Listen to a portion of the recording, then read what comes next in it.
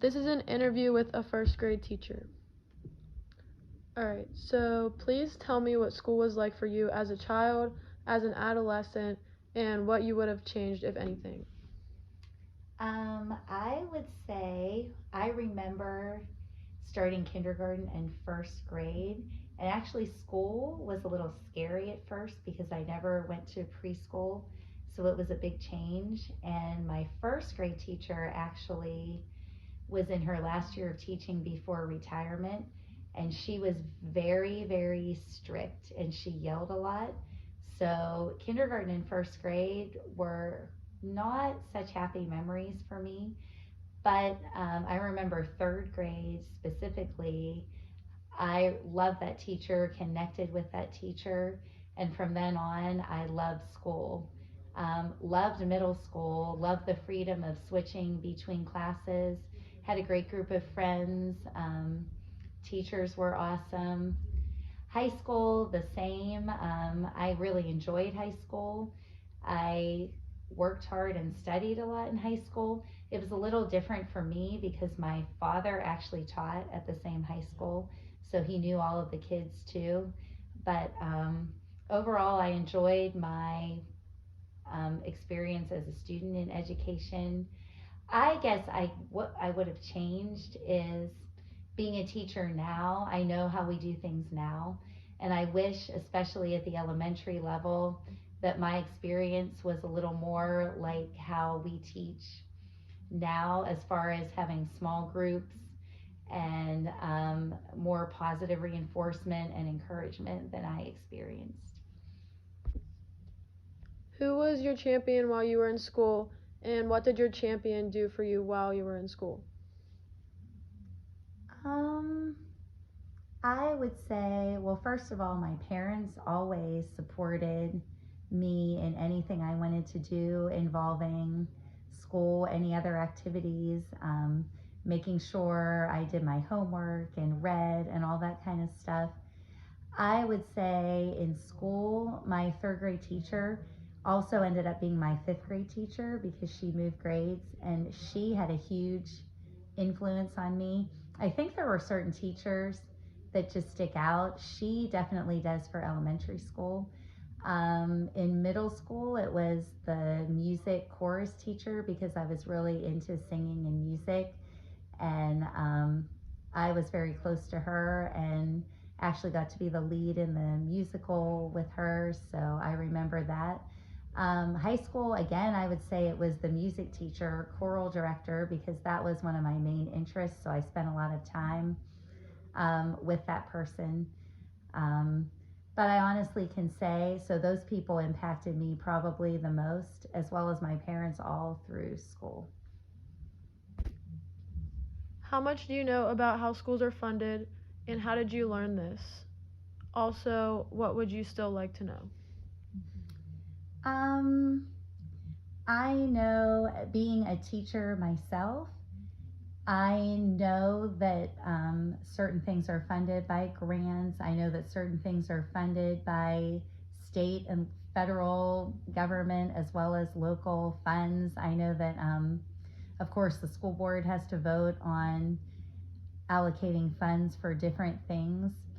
I know that it's sometimes a very complicated process, from like negotiations from the standpoint of teacher salaries and contracts, and it's not so easy to change certain things because different resources come from a vast variety of funds. What was the second part of the question again? How did you learn this, and what would you still like to know? Oh, I learned what I know about school funding just from working with administration, talking to the negotiating team, attending school board meetings, also being a little bit familiar with the grant writing process. I guess I would like to even become more involved in knowing exactly how different resources and aspects of education are funded, because then I would have even greater knowledge of how the money should be spent. How involved are families in helping decide what students should learn? Um, Where I teach, they are not so much at all. Unfortunately, it seems like that is not their main concern. Every once in a while, I have a parent, a family that actually questions or wants to know more about what is actually being taught. But for the most part, their main concerns are sports, things that really don't have to do with the educational process. All right. How involved are students in deciding what students should learn? I teach first grade. I try to give my students some choice.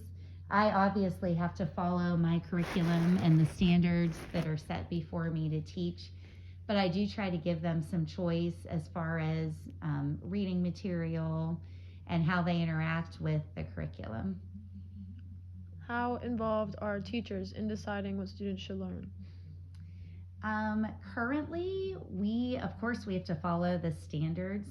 Currently, we are going through a curriculum revision where we actually are deciding how our curriculum is aligned K through 12 and how we can make the educational process more seamless as students go through all those different grade levels. So I feel like we have a lot of control in as far as how we teach the content, but as far as what we teach, that's pretty much predetermined by the PA standards. All right. How involved are community members and community organizations in what students should learn? I don't feel like community members are really involved at all in deciding what students should learn. They do support students in a variety of ways. Again, I feel like in my area, they support students more in the areas of sports and other activities than they do in academics. To what extent has school changed for students today, and how so? I have been a teacher for 25 years, over 25 years, and I have seen some big changes. I would say in some ways those changes are positive, in other ways they are not. A trend that really bothers me is I feel that I agree with trying to make the school as positive as possible, and we have a positive behavior initiative in our school, and I agree with that. At the same time, I do think accountability for certain things has slacked, and I don't think that helps students, because I think as they go out into the world, I want them to be responsible socially as well as academically, and I feel like sometimes just because public school is so bogged down in so many areas, that sometimes we're letting some of that slack and it's not benefiting students.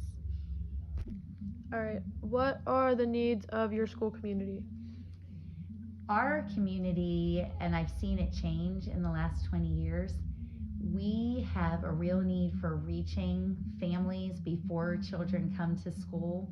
There's a lack of literacy. I have kids that come who I used to teach kindergarten, and some of those children have never been read to. They don't know what a book is. So I think there's a great need for outreach for early literacy so kids are successful before they come to school. There's a great financial need for a lot of our families. So I think the greatest need is just that family community outreach, especially as school begins for children. How do schools meet the needs of those they serve?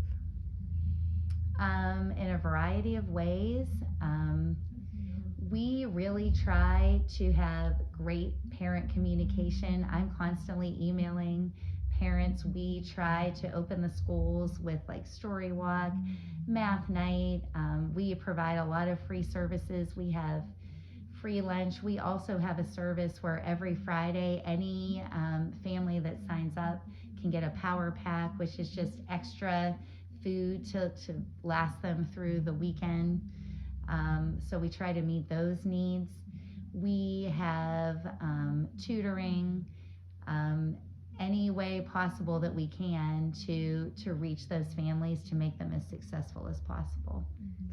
And how do they know to what extent they are successful in meeting their needs?